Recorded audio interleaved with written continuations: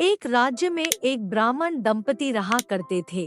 उनकी शादी के कई साल हो जाने के बाद भी कोई संतान न होने की वजह से ब्राह्मण की पत्नी काफी दुखी रहने लगी थी। ब्राह्मण जो लोगों को आशीर्वाद देकर उनके दुख दर्द कुछ हद तक कम कर दिया करता, वो खुद अपनी पत्नी के दुख का निवारण नहीं कर पा रहा था। ब्राह्मण ने अपनी पत्नी का दुख कम हो इसलिए एक उपाय निकाला और एक नेवला लाकर पत्नी को पालने के लिए दे दिया। छोटे से नेवले को पाकर ब्राह्मणी खुश हो गई और उसे किसी बच्चे को तरह ही लाड प्यार करके पालने लगी।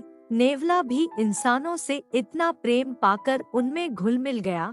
ब्राह्मण दंपति का भी संतान न होने का दुख कम हो गया, या यूं कहे कि नेवले को अपनाने से उनका ध्यान उस बात से हट गया। कभी कभी भगवान हमें कुछ वस्तुओं के लिए ज्यादा इंतजार कराता है। ऐसा ही कुछ ब्राह्मण दंपति के साथ भी हुआ, क्योंकि वो अपना गम जैसे तैसे भूल ही रहे थे कि अगले ही साल ब्राह्मणी ने एक सुंदर से बच्चे को जन्म दिया। खैर ऐसे ही कुछ महीने बीत गए। एक दिन ब्राह्मणी का व्रत था, इसलिए वो अपने पति को बच्चे का ध्यान रखने को कहकर मंदिर चली गई। जब ब्राह्मणी मंदिर गई थी तभी ब्राह्मण को राजा के महल से एक यज्ञ करवाने के लिए बुलावा आया। ब्राह्मणी पूजा पाठ और भजन में इतनी खो गई थी कि उसे समय का कोई भान ही नहीं रहा। दूसरी तरफ ब्राह्मण अधीर हुए जा रहा था, क्योंकि राजा के महल से रोज रोज तो बुलावा आता नहीं था और राजा से इतनी बड़ी दक्षिणा, भोजन और दागिने मिलते थे कि उसके पूरे वर्ष की काम की भरपाई हो जाती थी। ब्राह्मण ऐसा मौका चूकना नहीं चाहता था। पत्नी का कोई अता पता नहीं था, इसलिए ब्राह्मण अपने पड़ोसी के पास गया तो वो भी गाँव गए हुए थे। अंत में ब्राह्मण ने सोचा ब्राह्मणी काफी देर से मंदिर गई हुई है, वो कुछ ही मिनटों में लौटती होगी। इसलिए वह पालतू नेवले को अपने बच्चे को सौंपकर राजा के यहाँ निकल गया। नेवला अपने मालिक की बात मानकर किसी आज्ञाकारी बेटे की तरह बच्चे के पास बैठकर उसके ऊपर नजर रखने लगा। कुछ देर बाद बच्चे की पैरवी कर रहे नेवले की नजर बच्चे की तरफ तेजी से बढ़ते सांप के ऊपर पड़ती है और नेवला बच्चे को कोई नुकसान ना हो इसलिए सांप पर पूरे जी जान से टूट पड़ा। 20 मिनट चली लड़ाई के बाद नेवला सांप को मारने में सफल हुआ और उसने सांप के टुकड़े टुकड़े कर दिए। सांप के खून से नेवले का मुंह और हाथ भीग गए।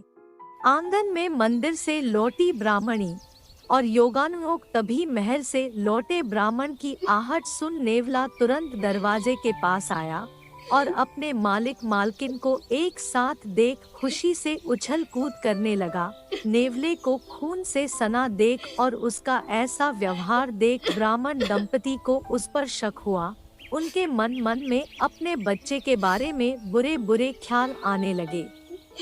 उन्हें पड़ोसियों की वो बातें भी याद आने लगी। नेवला तो आखिर एक जानवर है और जानवरों का क्या भरोसा।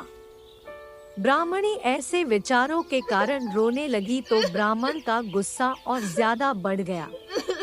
उसने ना आगा देखा न पीछा, आंगन में पड़ा एक डंडा लिया और नेवले को पीट पीट कर मार दिया। इतना सब होने के बाद जब दोनों अपने घर में अपने बच्चे को देखने के लिए दौड़े तो देखकर हैरान थे कि उनका बच्चा मजे से खेल रहा था और उन्हें तब बड़ा झटका लगा जब पालने से थोड़े दूर जहरीले सांप के कई टुकड़े पड़े हुए दिखे। वे दोनों गुस्से से अपना आपा खोकर अपने बच्चे के रक्षक के ही भक्षक बन बैठे थे। सच्चाई का पता चलते ही दोनों पश्चाताप की आग में जलने लगे।